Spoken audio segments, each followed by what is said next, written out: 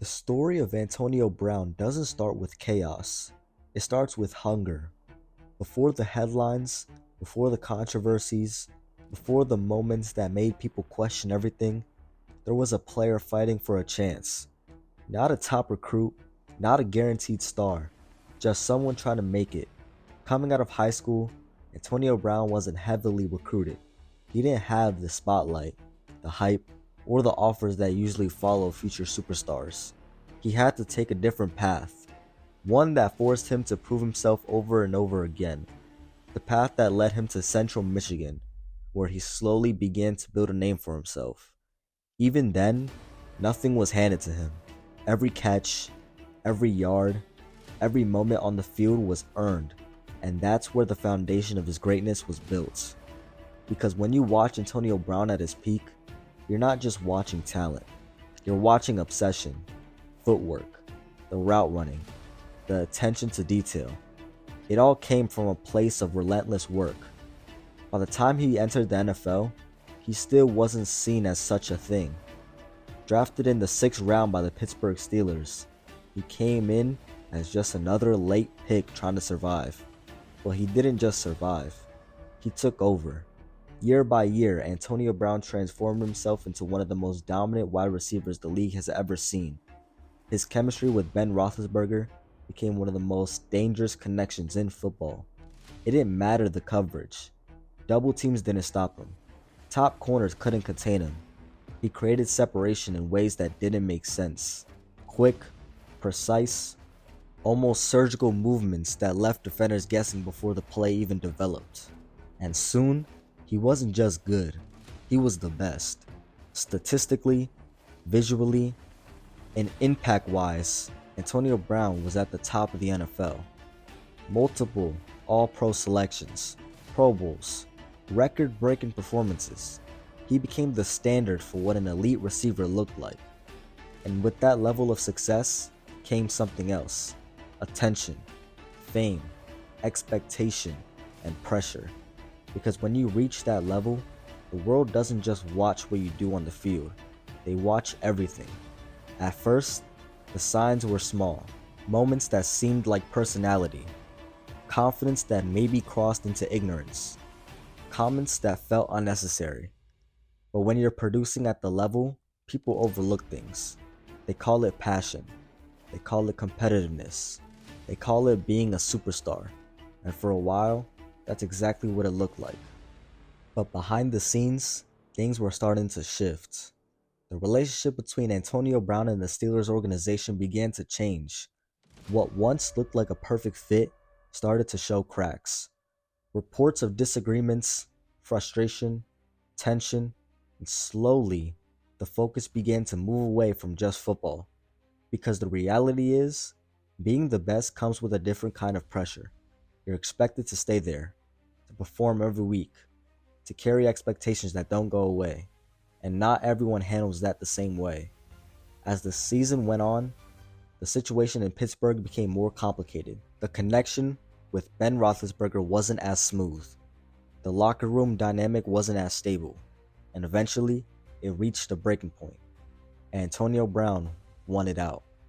And when a player of that caliber wants out, it becomes one of the biggest stories in sports. The Steelers made the decision to move on, trading him to the Raiders. At the time, it felt like a fresh start, a chance to reset, a new team, a new environment, a new opportunity to remind everyone who he was. But instead of a comeback story, things went in the opposite direction. Almost immediately, controversy followed.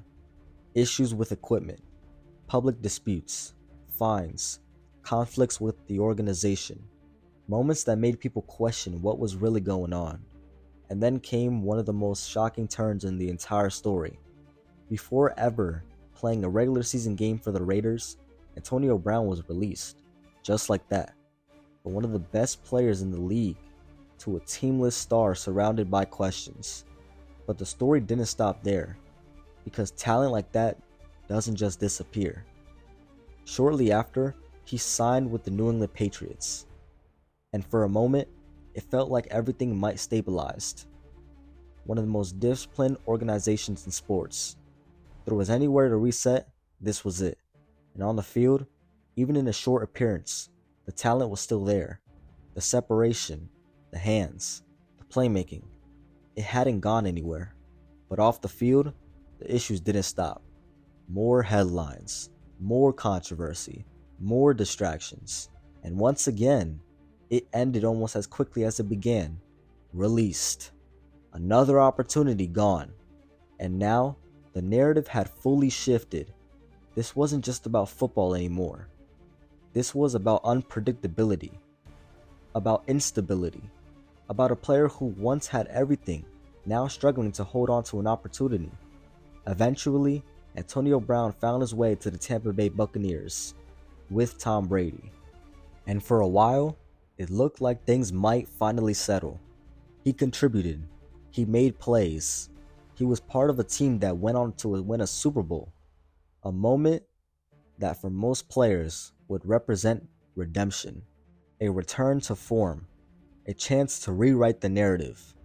But even that wasn't the end of the story, because the same patterns began to resurface. Moments of tension, questions about commitment, and then one of the most unforgettable moments in recent NFL history. During a game, Antonio Brown removed his gear and walked off the field. In the middle of a play, in front of fans, in front of cameras, and in that moment, everything changed. It wasn't just shocking, it was symbolic. A visual representation of a career that had once been defined by greatness, now being overshadowed by chaos. And after that, there was no coming back. Teams moved on, the league moved on, and the conversation shifted from what he could still do to what happened. Because when you look back at Antonio Brown's career, it's impossible not to think about what could have been. A player on a Hall of Fame trajectory, one of the greatest receivers of his generation, someone who redefined the position with his skill, position, and production. And yet, the ending feels incomplete. Not because of lack of talent, but because of everything else. And that's what makes the story so compelling. It's not just about a rise and fall. It's about how quickly things can change. How success doesn't always guarantee stability. How the same drive that pushes someone to the top can sometimes be difficult to manage once they're there. Because in the end, Antonio Brown didn't lose his ability. He lost control of the situation around him. And in professional sports, that can be the difference between legacy and what if. Now, when people talk about his career, there's always that split. The player versus the person. The greatness versus the controversy. The peak versus the downfall. And both sides are impossible to ignore. Because the truth is, we've rarely seen a talent like Antonio Brown. And we rarely see a fall quite like his either. And that's why his story still gets talked about. Not just as a warning, not just as a headline, but as one of the most complex careers in modern sports. A reminder that greatness alone isn't always enough to sustain success. And that sometimes the hardest part isn't getting to the top, it's staying there. But to really understand how everything fell apart, you have to go deeper than just the headlines. Because from the outside, it's easy to simplify the story. A superstar loses control, makes bad decisions, and his career unravels. That's the version most people see, but the reality is always more complicated than that. Because when you're talking about someone like Antonio Brown, you're talking about a player who didn't just rely on his talent. His entire identity was built around being great. Every rep, every route, every game, it wasn't just about winning. It was about proving something. And when your entire identity is tied to being the best, anything that threatens that can feel bigger than it actually is. That's where pressure starts to build, not just from fans or media, but internally. Because once you reach the top, the expectations don't stop. They grow. Every season has to be better. Every performance has to match the last. Every moment is under a microscope. And for a while, Antonio Brown handled it. He thrived in it. But eventually, things started to shift in ways that weren't as visible at first.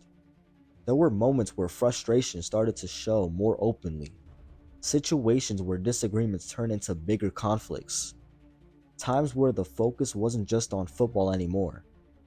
And that's when everything becomes harder, because once distractions enter the picture, consistency becomes harder to maintain.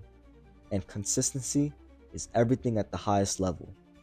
During his time with the Pittsburgh Steelers, the structure of the organization helped keep things in place. There was leadership, there was stability, there was a system that allowed him to focus on what he did best. But as the relationship broke down, that structure started to disappear. And once the foundation is gone, everything else becomes more difficult to manage. The move to the Oakland Raiders was supposed to be a new beginning, but instead, it exposed how much that structure mattered. Because now, every issue became public, every disagreement became a headline, every moment became amplified. And instead of focusing on football, the story became about everything else. That's when the narrative truly changed. Because in sports, perception matters almost as much as performance. Once teams start to see you as unpredictable, it changes how they elevate everything. Not just your talent, but your reliability, your ability, your impact on the locker room. And for Antonio Brown, those questions started to outweigh everything he could do on the field. This is probably one of the biggest what-if stories in NFL.